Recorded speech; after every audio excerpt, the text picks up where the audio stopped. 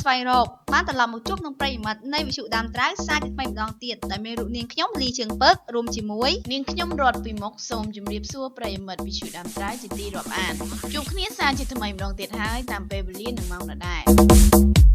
កម្មវិធីនេះបានសហការឧបត្ថម្ភពេញទំហឹងដោយថ្នាំដុសធ្មេញសញ្ញាឆ្កែ2លីហាតនសម័យទិញ2កំប៉ុង Free Wi-Fi ប្រេងកូឡាសញ្ញាស្វាអេសគូតទៅដល់កោខាប់ខ្ទិះសផ្អែមឆ្ងាញ់ជក់មាត់ដិតអារម្មណ៍ទឹកស៊ីអ៊ីវសញ្ញាពោះវែកជំនួយដល់សុខភាពអស់លោកអ្នកអរគុណជាមួយនឹងម្ចាស់ឧបត្ថម្ភកម្មវិធីកុំឲ្យខាតពេលវេលាយូរយើងវិលចូលក្នុងកម្មវិធីយើងវិញថ្ងៃនេះយើងមានការផ្សាយទាក់ទងទៅនឹងការជ្រើសរើសបុគ្គលិកចាក្រុមហ៊ុន IT Computer ត្រូវការជ្រើសរើសបុគ្គលិកជាច្រើនអ្នកដែលទាមទារបទពិសោធន៍យូរឆ្នាំសញ្ញាបត្រជាន់ខ្ពស់ឬជំនាញដែលមានផ្ទាល់ខ្លួនអាយុចាប់ពី78ឆ្នាំឡើងទៅមានកម្ពស់ 1.83 m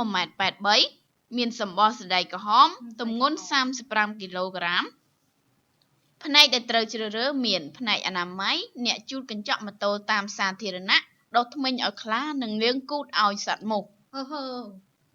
រយមែនតើក្រុមហ៊ុននេះគឺជាឱកាសមួយសម្រាប់ឲ្យប្រិយមិត្តដែលមិនទាន់មានការងារធ្វើគាត់ដាក់ apply ចូលធ្វើការអាចមានឱកាសច្រើនសម្រាប់បងប្អូនជាមួយនឹងដំណឹងជ្រើសរើសបុគ្គលិកនេះដែរខ្ញុំមានមួយដែរបងចាក្រុមហ៊ុនចូលហើយមិនចេញអីក្រុមហ៊ុននេះសាហាវប្លែកចូលហើយត្រូវការជ្រើសរើសបុគ្គលិកអ្នកដេគ័រចំនួនម្នាក់ស្ថាបត្យករចំនួនម្នាក់វិស្វករចំនួនម្នាក់និងវិស្វករអគ្គិសនីចំនួនម្នាក់ដោយស្ថិតនៅក្រោមលក្ខខណ្ឌដូចខាងក្រោម1ត្រូវមានបទពិសោធន៍យ៉ាងតិច8ឆ្នាំក្នុងការបំពេញការងារជំនាញអាយយច្រើនម៉េះក្រុមហ៊ុនគេធំ2សញ្ញាបត្រត្រូវមានកម្រិត Master 3តម្រូវឲ្យចេះនៅប្រូក្រាម AutoCAD 2D 3D 3D Max SketchUp Lumion Sony Vegas ចុងក្រោយគឺ Adobe Premiere សូមបញ្ជាក់ថាការជ្រើសរើសនេះមិនប្រកាន់អាយុភេទឡើយគួររំលឹកថាក្រុមហ៊ុនយើងខ្ញុំជាក្រុមហ៊ុនល្បីដែលឈានមុខគេទូទាំងសកលលោកក្នុងការរចនាម៉ូដក្តារមឈូសគ្រប់ប្រភេទចឹងទេបងឲ្យ apply ទៅណាអត់ទេបើត្រូវហើយខ្ញុំមិនមានបទពិសោធន៍អញ្ចឹងទេដំណឹងបាត់របស់ខ្ញុំបាទឈ្មោះអាផ្លាក់ចយត្រកូលអាឈ្មោះផ្លាក់ចយឲ្យតែផ្លាក់ដល់ចយហ៎ចាំមើលគាត់បាត់អីគាត់បានបាត់ក្រដាសជូតមាត់មួយសន្លឹក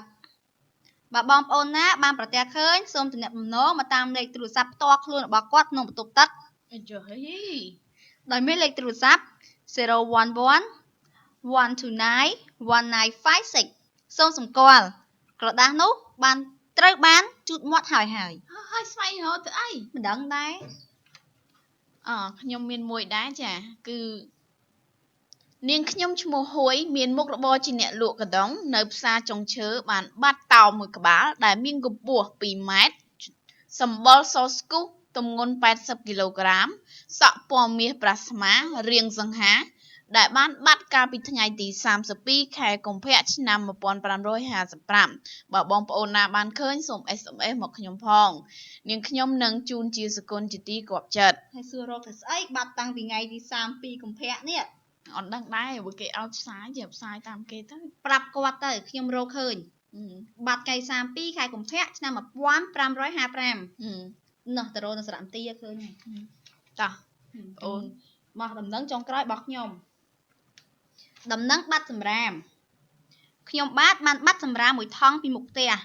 ដោយមិនដឹងថាអ្នកណាយកហើយក៏មិនដឹងថាវាបាត់ទៅណាដែរដូច្នេះបើបងប្អូនជនរួមជាតិបានឃើញឬក៏ប្រទះសូមប្រកល់ជូនខ្ញុំវិញផងខ្ញុំនឹងជូនសគុណចំនួន$1000អាយ